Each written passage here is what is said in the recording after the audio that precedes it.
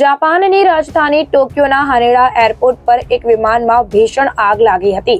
આગ એટલી વિકરાળ હતી કે પળવારમાં વિમાન ભડભડ સળગી ઉઠ્યું હતું. જાપાની મીડિયા અનુસાર એવી આશંકા છે કે લેન્ડિંગ પહેલા પ્લેન કોસ્ટ ગાર્ડના પ્લેન સાથે અથડાયું હતું. કોસ્ટ ગાર્ડના વિમાનમાં 6 ક્રૂ મેમ્બર સવાર હતા. આગ લાગ્યા બાદ તેમાંથી એક વ્યક્તિ ઘાયલ હાલતમાં વિમાનમાંથી બહાર નીકાળવામાં સફળ રહ્યા હતા. જો કે બાકીના 5 ક્રૂ મેમ્બર અંગે કોઈ માહિતી મળી નથી. ફાયર વિભાગના કર્મચારીઓ દ્વારા આગ પર કાબુ મેળવવાના પ્રયાસો હાથ ધરવામાં આવ્યા.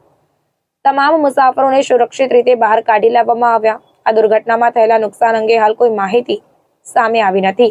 જાપાન એરલાઇન્સના પ્રવક્તાએ જણાવ્યું કે હોકાઈડોના શિનચિતોસે એરપોર્ટથી રવાના થયેલા વિમાનમાં લગભગ 367 મુસાફર અને 12 ક્રૂ મેમ્બર સવાર હતા.